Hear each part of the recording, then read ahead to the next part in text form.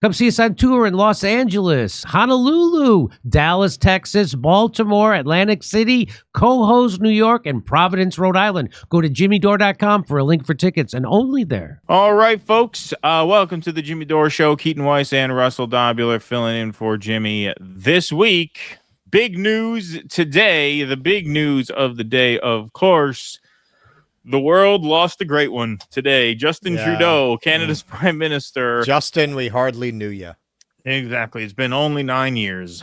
He announces his resignation from office. The holidays.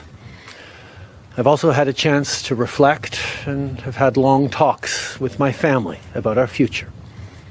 Throughout the course of my career, any success I have personally achieved has been because of their support and with their encouragement. So last night over dinner, I told my kids about the decision that I'm sharing with you today. Also that my dad is not my dad. I intend to resign as party leader, as prime minister, after the party selects its next leader through a robust, nationwide, competitive process. Last night, I asked the president of the Liberal Party to begin that process. This country deserves a real choice in the next election, and it has become clear to me that if I'm having to fight internal battles, I cannot be the best option in that election. Well, I'll give him, he went away easier than Joe Biden. Got to give him that. Right? That's saying something. It's true. Still mentally intact. Yeah, and he's still mentally intact. Canada's Justin Trudeau says he will resign as party leader. That's right. And prime minister, NPR reports. Canadian Prime Minister Justin Trudeau announced plans to resign on Monday after loud calls from within his own party to step down. Ending weeks of speculation, Trudeau said he will no longer lead his Liberal Party, but will remain in office until a successor is selected. Momentum for a Trudeau exit has built steadily since his deputy prime minister, Chrystia Freeland, a close ally who also served as finance minister, resigned in stunning fashion on December 16th. Yes, that foreshadowed this by a few weeks. Trudeau has been prime minister for nearly a decade after winning office at just 43 years old, but his popularity has plummeted with Canadians who blame Trudeau for higher costs of living and other problems. His tenure has also been hit by a string of crises and missteps, and increasingly his political allies have criticized his policies. Taking a handful of questions from reporters, Trudeau defended his achievements in office, particularly his economic policies, saying he has worked to help Canada's middle class and to ease poverty. He repeatedly cited internal battles as the reason for his resignation, saying Parliament has been paralyzed for months. So Rachel Blevins says another friend of Zelensky points out, yes, who supported escalation of NATO's war against Russia and leaves behind a legacy of increasingly authoritarian policies. No lies detected there. Deep Barrett says resignation of Canadian Prime Minister Justin Trudeau should be of no surprise and inconsequential heading into upcoming Canadian parliamentary elections. Already had record low support and approval rating. Poor economy made it worse. Conservative Poliveri likely new PM. That's right, Pierre leading in the polls there. Margaret Kimberley points out Justin Trudeau, Canada's blackface prime minister, resigns. He also invited a Nazi to speak to Canada's parliament. That's right. That's right.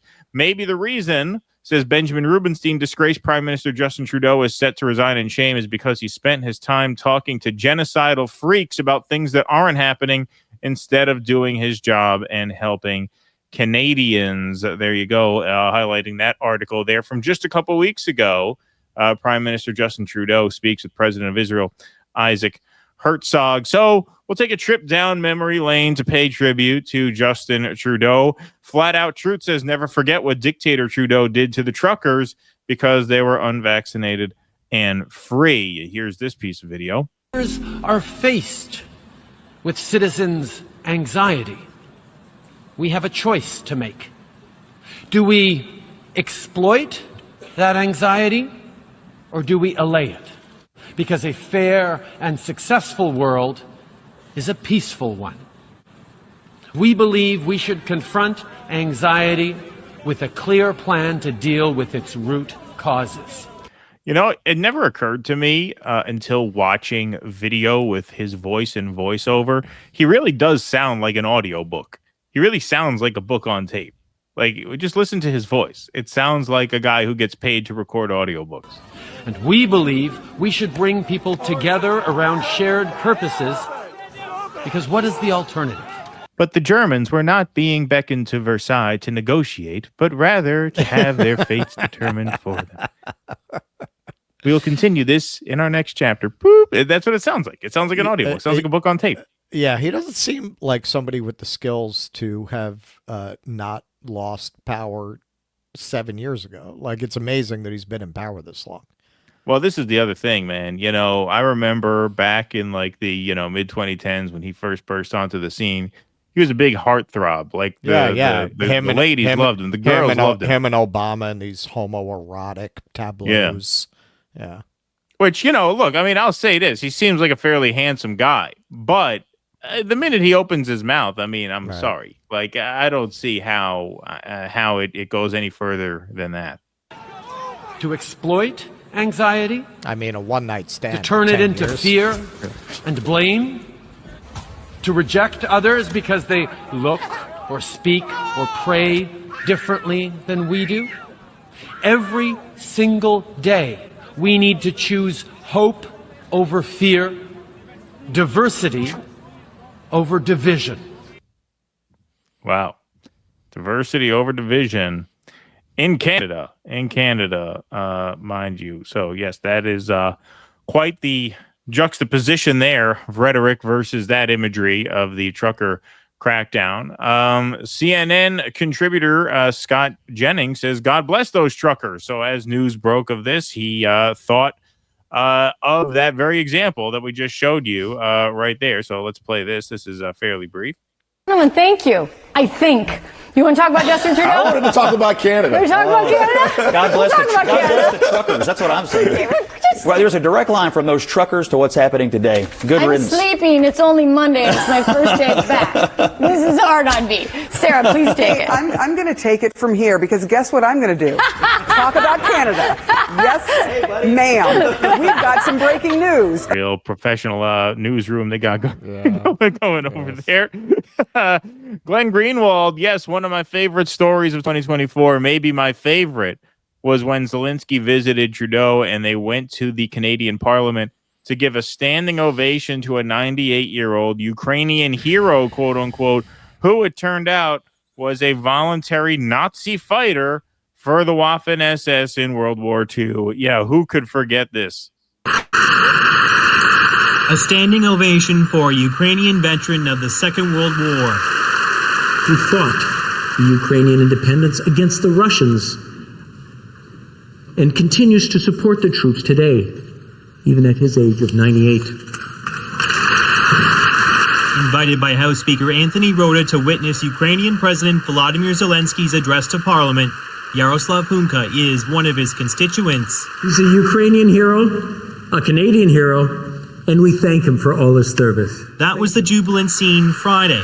Now, new details have emerged about that war service MPs applauded.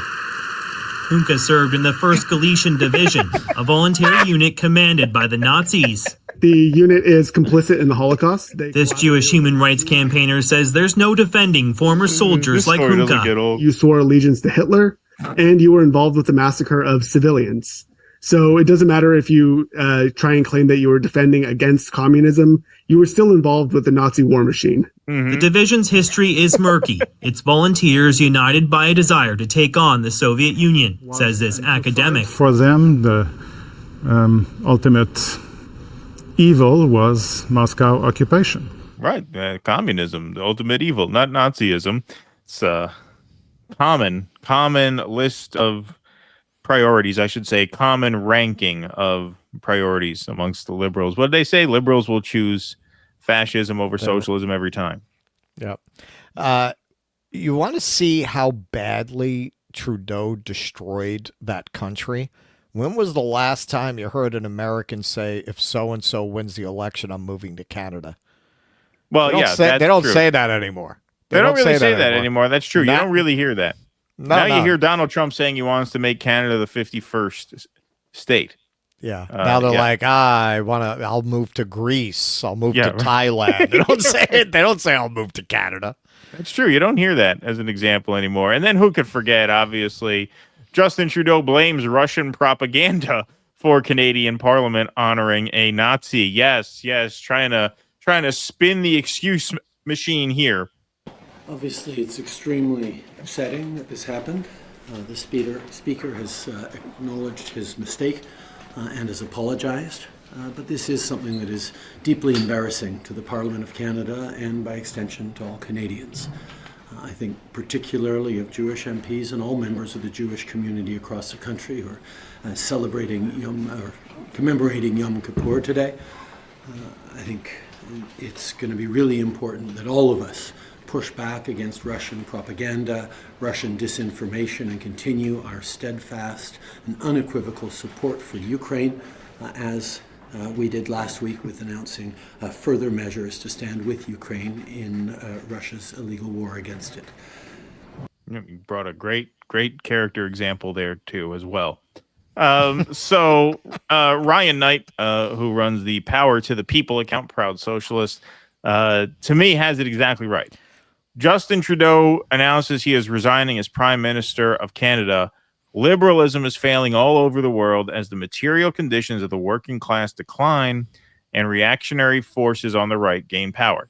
Yep. Yes, that's what you're seeing all over the world. And this was something that would have happened here had it not been for the pandemic, which I will say was very convenient. I will say that it came along at a very convenient time for the liberal virus class. of unknown origin.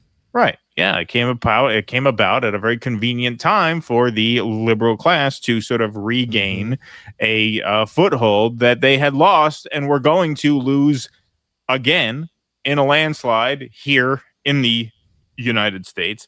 Had it not been for the pandemic, the liberals got a second lifeline of sorts with the overturning of Roe v. Wade. And that kind of saved the Democrats' ass in the midterms in 2022.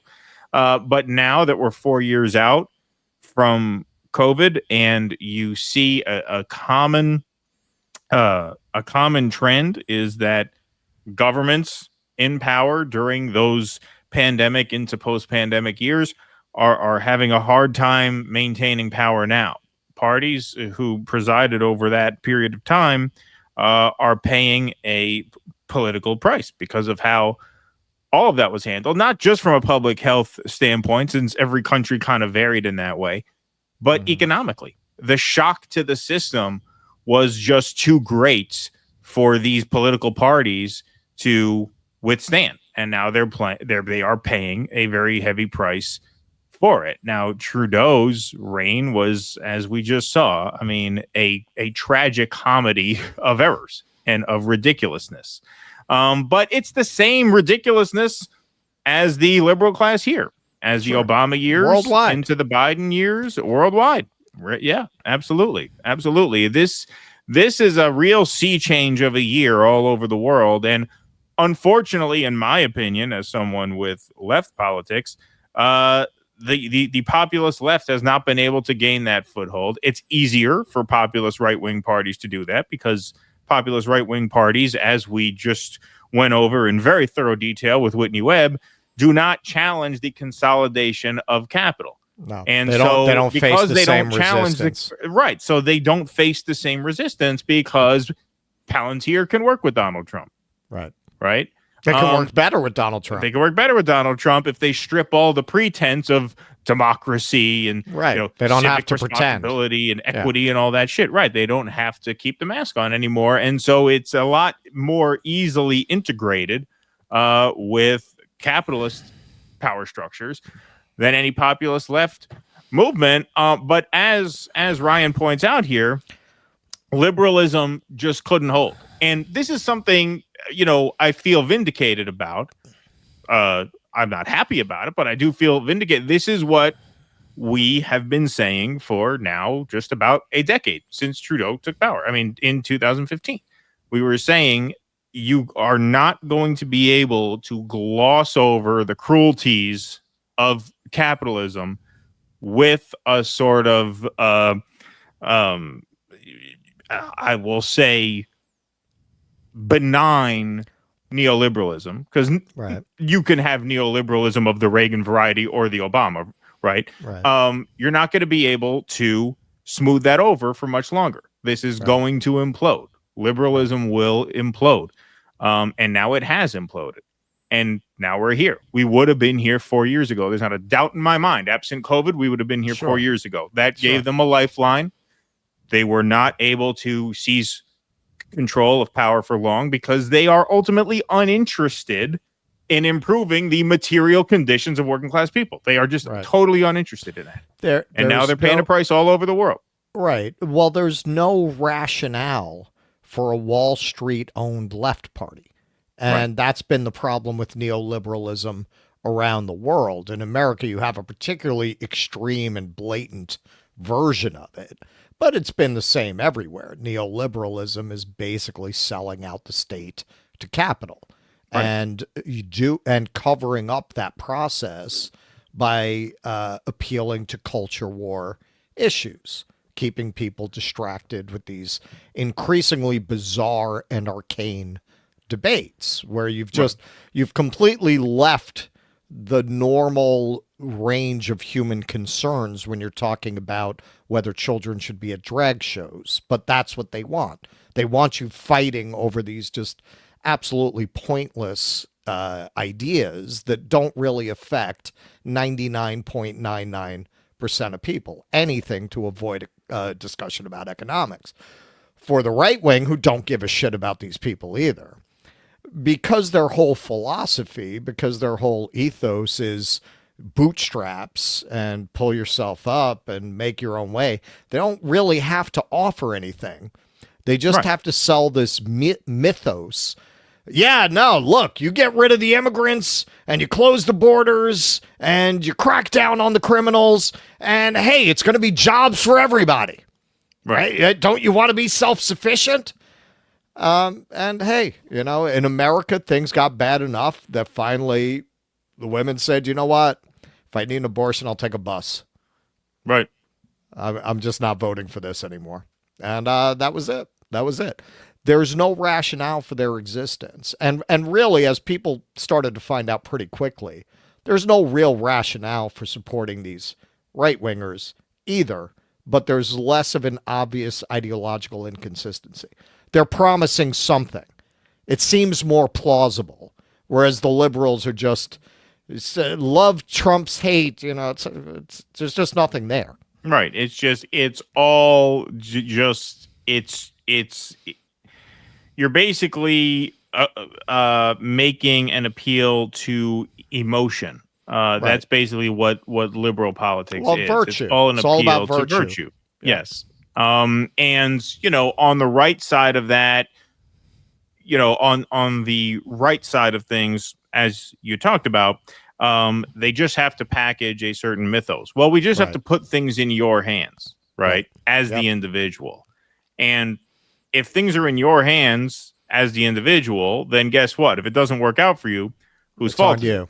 It's yours, right? Because we deferred to the individual. And what Whitney Webb was talking about earlier is that it's very easy to trick people into voting for their own subjugation, especially when you package it in this way. And especially when the people who are corralling people into this worldview are people like Elon Musk, who really seek to consolidate power irrespective of who is actually in office, of what the state actually represents.